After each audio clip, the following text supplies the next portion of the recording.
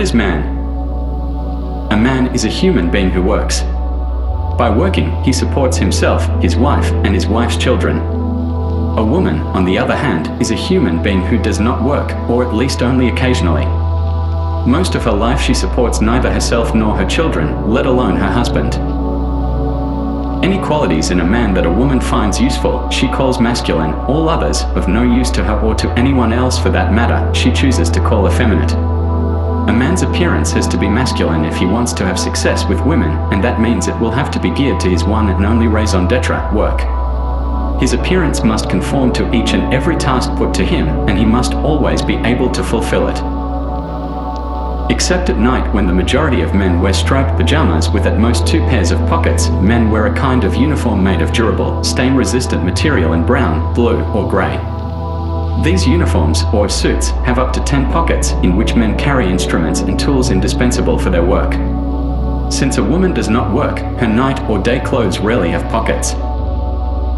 For social events, men are permitted to wear black, a color that shows marks and stains, since on those occasions men are less likely to dirty themselves.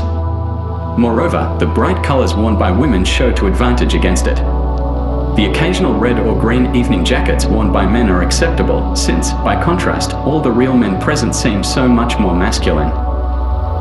The rest of a man's appearance is also adapted to his situation. His hairstyle requires only 15 minutes at the barber every 2 or 3 weeks. Curls, waves, and tints are not encouraged as they might hinder his work. Men often work in the open air or spend a considerable amount of time in it, hence complicated styles would be a nuisance. Furthermore, it is improbable that such styles would make a hit with women since, unlike men, they never judge the opposite sex from an aesthetic point of view. So most men, after 1 or 2 attempts at individuality, realize that women are indifferent to their efforts and revert to a standard style, short or long. The same is true of beards. Only oversensitive men, usually ones with intellectual pretensions, who want to appear mentally tough by letting their facial hair grow indiscriminately, wear a fun beard for any length of time. It will be tolerated. By women, however, for a beard is an important indication of a man's character and therefore of the way in which he might be most easily exploited. His field of work will usually be that of the neurotic intellectual. Generally, a man uses an electric razor for about 3 minutes every morning to keep his beard in check. For his skin, soap and water are considered good enough. All that is required is cleanliness and an absence of makeup so that everyone can see what he is like. As for his fingernails, they should be as short as possible. Apart from a wedding ring worn to show that he is already being used by a particular woman for a particular purpose, a proper man wears no ornaments. His clumsy, functional watch, worn on the wrist, is hardly decorative. Heavy in design, waterproof, shock-resistant, showing the correct date, it cannot possibly be called an ornament. Usually it was given to him by the woman for whom he works. Shirts, underwear, and socks for real men are so standardized that their only difference is one of size. They can be bought in any shop without difficulty or loss of time. Only in ties is there any degree of freedom, and then a man is usually so unused to choosing that he lets his woman buy them for him. Anyone visiting this earth from another planet would think it each man's goal to look as much like the next as possible. Yet, to fulfill woman's purposes, masculinity and male usefulness vary to a considerable degree, necessarily, because women, who hardly ever work, need men for everything. There are men who carefully maneuver a large limousine out of the garage at 8 o'clock every morning.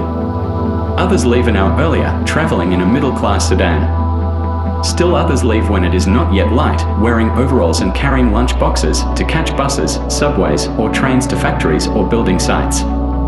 By a trick of fate, it is always the latter, the poorest, who are exploited by the least attractive women. For, unlike women, who have an eye for money, men notice only women's external appearance.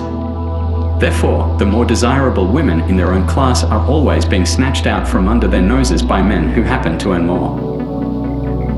No matter what a particular man does or how he spends his day, he has one thing in common with all other men: he spends it in a degrading manner. And he himself does not gain by it.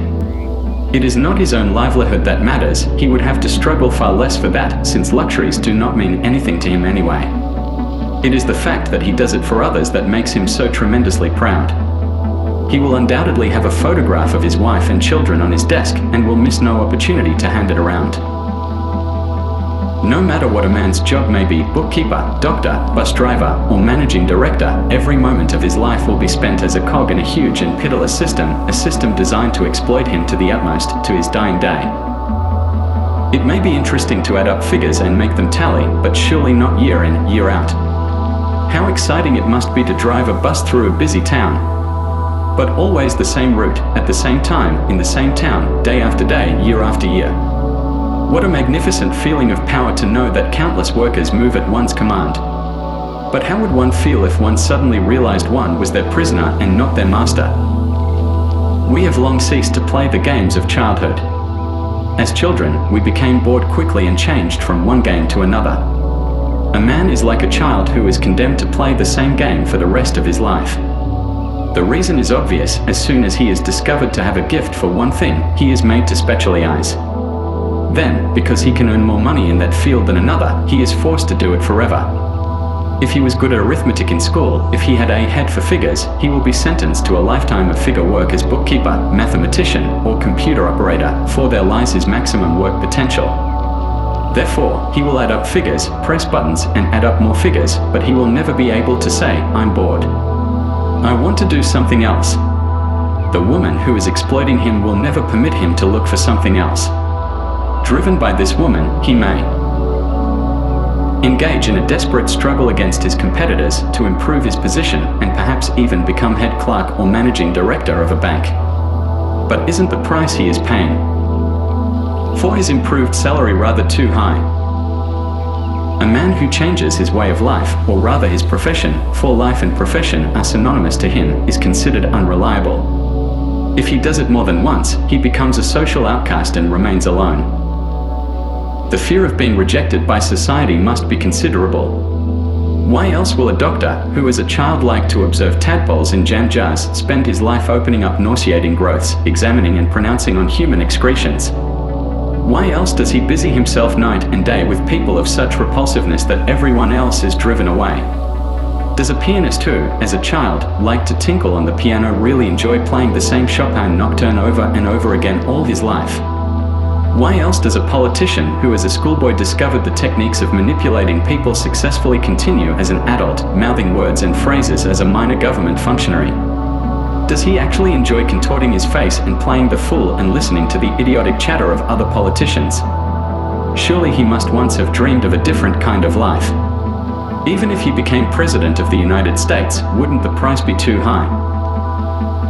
No, one can hardly assume men do all this for pleasure and without feeling a desire for change. They do it because they have been manipulated into doing it. Their whole life is nothing but a series of conditioned reflexes, a series of animal acts. A man who is no longer able to perform these acts, whose earning capacity is lessened, is considered a failure. He stands to lose everything: wife, family, home, his whole purpose in life, all things in fact which give him security.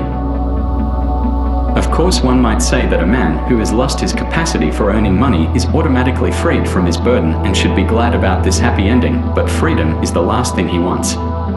He functions, as we shall see, according to the principle of pleasure in non-freedom. To be sentenced to lifelong freedom is a worse fate than lifelong slavery. To put it another way, man is always searching for someone or something to enslave him, for only as a slave does he feel secure, and, as a rule, his choice falls on a woman. Who or what is this creature who is responsible for his lowly existence and who, moreover, exploits him in such a way that he only feels safe as her slave, and her slave alone? What is woman? A woman, as we have already said, is, in contrast to a man, a human being who does not work. One might leave it at that, for there isn't much more to say about her, with a basic concept of human being not so general and inexact in embracing both man and a woman. Life offers the human being two choices: animal existence, a lower order of life, and spiritual existence.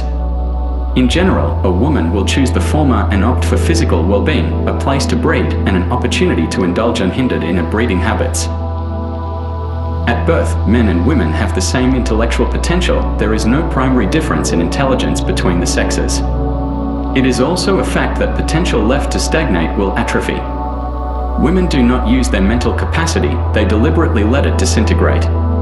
After a few years of sporadic training, they revert to a state of irreversible mental torpor. Why do women not make use of their intellectual potential? For the simple reason that they do not need to. It is not essential for their survival. Theoretically, it is possible for a beautiful woman to have less intelligence than a chimpanzee and still be considered an acceptable member of society. By the age of 12 at the latest, most women have decided to become prostitutes. Or, to put it another way, they have planned a future for themselves which consists of choosing a man and letting him do all the work. In return for his support, they are prepared to let him make use of their vagina at certain given moments. The minute a woman has made this decision, she ceases to develop her mind. She may, of course, go on to obtain various degrees and diplomas. These increase her market value in the eyes of men, for men believe that a woman who can recite things by heart must also know and understand them. But any real possibility of communication between the sexes ceases at this point. Their paths are divided forever.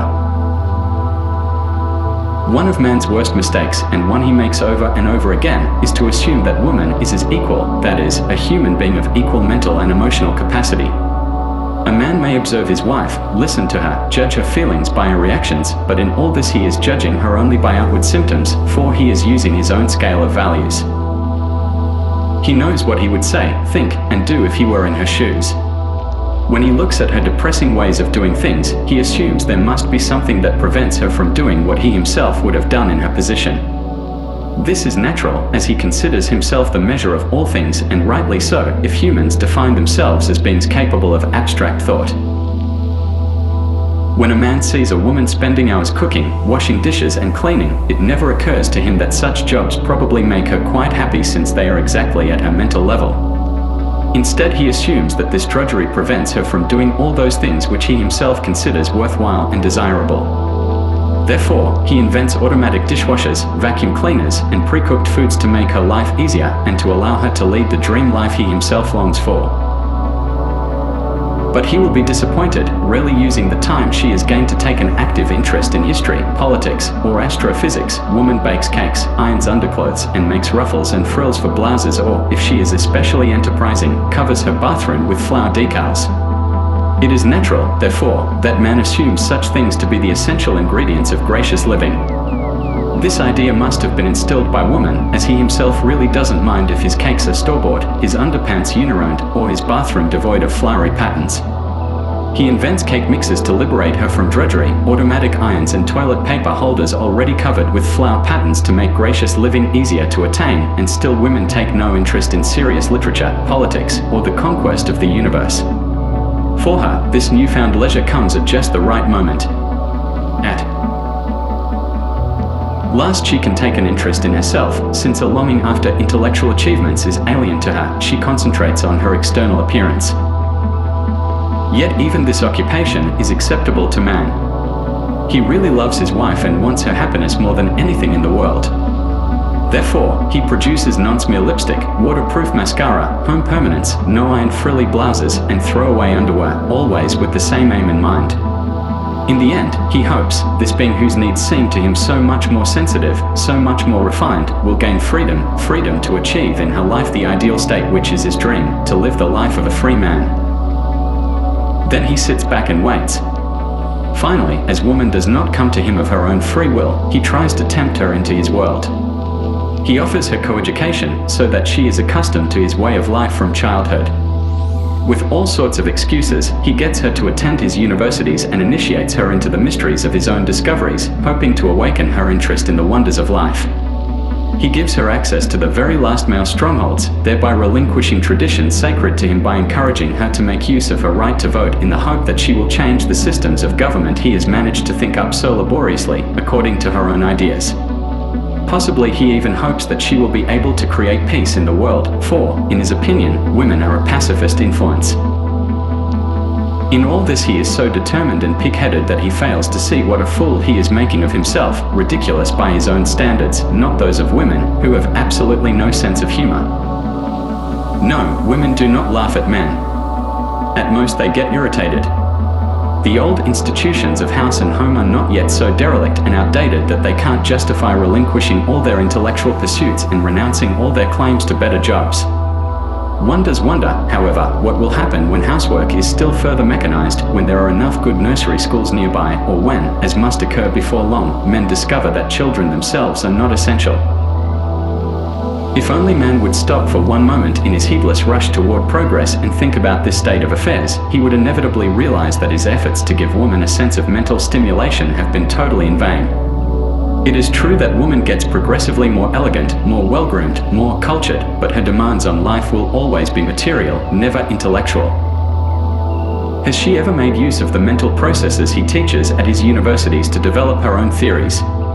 Does she do independent research in the institutes he has thrown open to her? Someday it will dawn on man that woman does not read the wonderful books with which he has filled his libraries. And though she may well admire his marvelous works of art in museums, she herself will rarely create, only copy.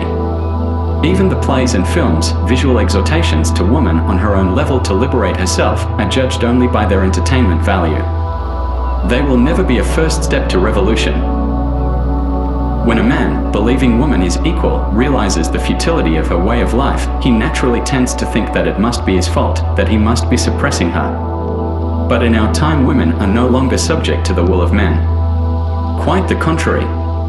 They have been given every opportunity to win their independence, and if, after all this time, they have not liberated themselves and thrown off their shackles, we can only arrive at one conclusion: there are no shackles to throw off. It is true that men love women, but they also despise them. Anyone who gets up in the morning fresh and ready to conquer new worlds, with infrequent success, admittedly, because he has to earn a living, is bound to despise someone who simply isn't interested in such pursuits. Contempt may even be one of the main reasons for his efforts to further the mental development of a woman. He feels ashamed of her and assumes that she, too, must be ashamed of herself. So, being a gentleman, he tries to help. Men seem incapable of realizing that women entirely lack ambition, desire for knowledge, and need to prove themselves, all things which, to him, are a matter of course. They allow men to live in a world apart because they do not want to join them. Why should they? The sort of independence men have means nothing to women, because women don't feel dependent. They are not even embarrassed by the intellectual superiority of men because they have no ambition in that direction. There is one great advantage which women have over men: they have a choice between the life of a man and the life of a dim-witted, parasitic luxury item. There are too few women who would not select the latter. Men do not have this choice. If women really felt oppressed by men, they would have developed hate and fear for them, as the oppressed always do, but women do not fear men, much less hate them. If they really felt humiliated by men's mental superiority, they would have used every means in their power to change the situation. If women really felt unfree, surely, at such a favorable time in their history, they would have broken free of their oppressors. In Switzerland, one of the most highly developed countries of the world, where until recently women were not allowed to vote, in a certain canton, it is reported, the majority of women were against introducing the vote for women. The Swiss men were shattered, for they saw in this unworthy attitude yet another proof of centuries of male oppression. How very wrong they were. Women feel anything but oppressed by men. On the contrary, one of the many depressing truths about the relationship between the sexes is simply that man hardly exists in a woman's world. Man is not even powerful enough to revolt against. Woman's dependence on him is only material, of a physical nature, something like a tourist's dependence on an airline, a cafe proprietor's on his espresso machine, a car's on gasoline, a television set's on electric current. Such dependences hardly involve agonizing. Ibsen, who suffered from the same apprehensions as other men, meant his doll's house to be a kind of manifesto for the freedom of women. The premiere in 1880 certainly shocked men, and they determined to fight harder to improve women's position. For women themselves, however, the struggle for emancipation, as usual, took shape in a change of style. For a while they delighted in their often laughed-at masquerade as suffragettes. Later on, the philosophy of Sartre made a similarly profound impression on women. As proof that they understood it completely, they let their hair grow down to their waists and wore black pullovers and trousers. Even the teachings of the Chinese communist leader Mao Zedong were a success. The Mao look lasted for a whole season.